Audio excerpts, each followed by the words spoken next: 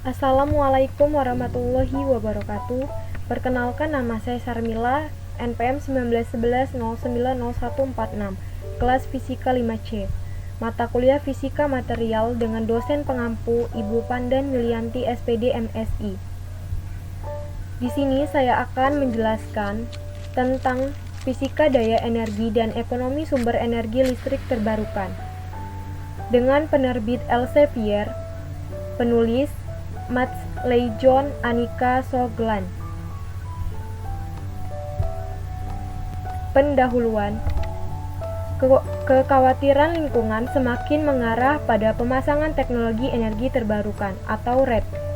Meskipun faktanya diakui mahal, upaya-upaya inovatif dalam area tersebut menghadapi kesulitan, dan mereka berisiko menghasilkan perbaikan yang salah arah atau tidak signifikan dalam hal efektivitas biaya dari sistem konversi energi total. Makalah ini menyelidiki bagaimana RET dapat dievaluasi dalam hal solusi ekonomi dan teknik dengan mempelajari fisika dasar sumber energi terbarukan dan bagaimana cocok dengan RET. Laporan teknis yang menyajikan data operasi pada teknologi energi terbarukan atau RET serta tujuan nasional untuk instalasi RET sering berfokus pada kapasitas terpasang atau daya terukur daripada listrik keluaran energi. Secara tradisional, berasal dari evaluasi pembangkit termal konvensional di mana kapasitas terpasang tidak dibatasi oleh energi yang tersedia, seperti halnya RET. Ini merupakan masalah tidak banyak bicara tentang jumlah energi yang akan dihasilkan, dan energi itulah yang menghasilkan pendapatan. Masalah paling menonjol yang menyebabkan hal ini adalah ketidaksesuaian antara pengetahuan disiplin di bidang teknik, ekonomi, dan fisika sumber energi terbarukan. Tenaga dan energi.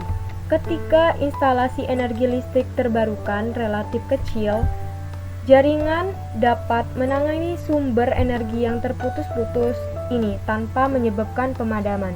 Namun, besok ketika seluruh wilayah akan sebagian besar bergantung pada listrik dari sumber yang terputus-putus, dibutuhkan banyak keterampilan teknik untuk menangani jaringan dan menjaganya agar tetap stabil.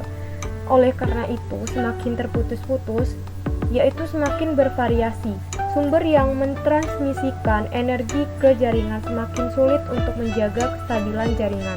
Akan bermanfaat untuk memilih sumber energi yang tidak terlalu bervariasi. Sebaliknya, akan membutuhkan banyak uang yang dihabiskan untuk penyimpanan listrik. Saat ini satu-satunya sumber terbarukan dengan kapasitas penyimpanan energi besar yang diketahui manusia adalah tenaga air atau tenaga air yang dipompa. Keuntungan dari sumber non-intermittent adalah bahwa mereka dapat berjalan hampir terus-menerus pada daya pengenal, yang merupakan ekonomi yang baik untuk pembangkit listrik hanya karena Anda dibayar untuk energi yang dihasilkan, yaitu jumlah kilowatt jam atau kWh yang dihasilkan, dan bukan untuk energi yang dihasilkan ukuran pembangkit listrik yaitu daya pengenal. Metode penelitian. Metode untuk penilaian sumber daya angin dapat ditemukan di sumber daya angin sangat berbeda antar lokasi. Sebagai contoh, kasus Pakistan dapat diambil di mana faktor ketersediaan hanya 18-25% telah terdaftar. Pemeriksaan kami terhadap angin lepas pantai memberikan tingkat pemanfaat sekitar 32%, yang sebanding dengan penilaian sumber daya AS yang dilakukan oleh kurangnya waktu berjalan sebagian besar disebabkan oleh kondisi cuaca. Misalnya di mana kecepatan angin yang besar menyebabkan kelebihan beban dan di mana tidak ada daya yang dihasilkan ketika kecepatan angin terlalu rendah atau tidak ada angin sama sekali.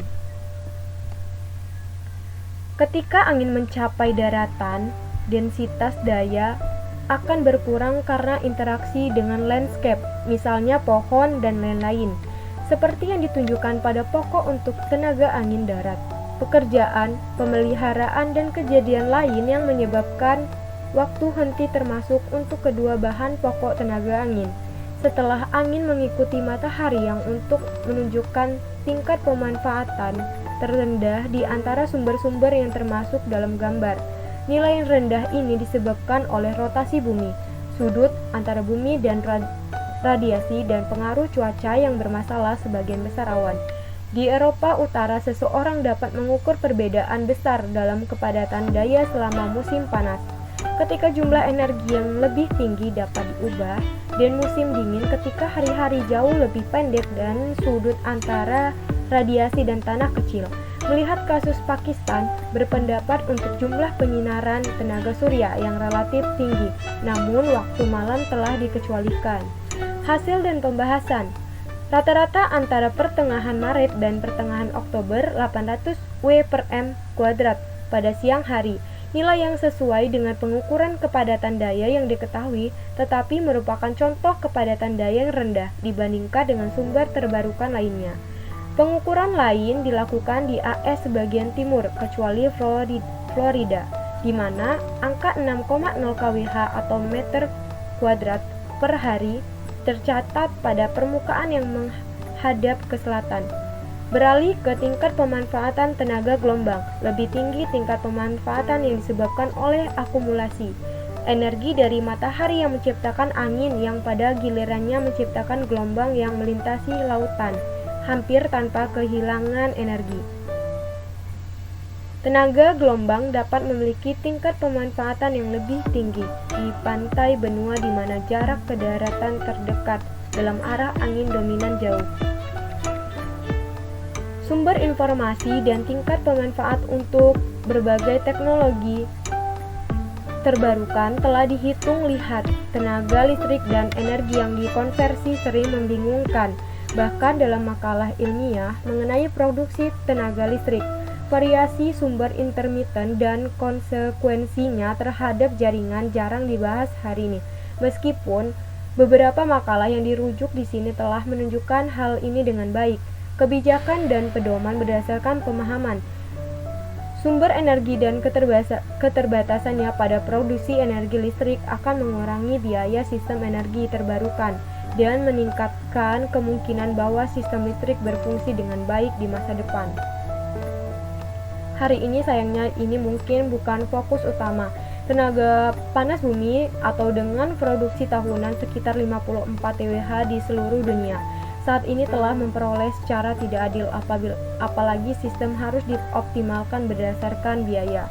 Kesimpulannya, dapat disimpulkan bahwa pemilihan sumber energi terbarukan yang tidak bias yang berpotensi menarik untuk diubah menjadi listrik perlu dilakukan, dan bahwa variasi alami sumber daya per jam, harian, mingguan, dan bulanan, yaitu fisika sumber, harus memainkan peran penting. Penulis mengusulkan penggunaan tingkat pemanfaatan untuk tujuan ini. Ketersediaan sumber energi terbarukan tentu saja juga merupakan kondisi yang diperlukan. Selain itu, pemutusan daya, yaitu daya pengenal atau daya terpasang, merupakan masalah desain rekayasa yang penting, karena biaya investasi meningkat dalam kaitannya dengan P, sedangkan jam pemuatan penuh pembangkit listrik, yang secara langsung berhubungan dengan tingkat pemanfaatan, menentukan pendapatan jelas bahwa seseorang harus berusaha untuk memaksimalkan W dalam kaitannya dengan P, kata energi listrik terbarukan. Sekian itu saja penjelasan saya. Wassalamualaikum warahmatullahi wabarakatuh.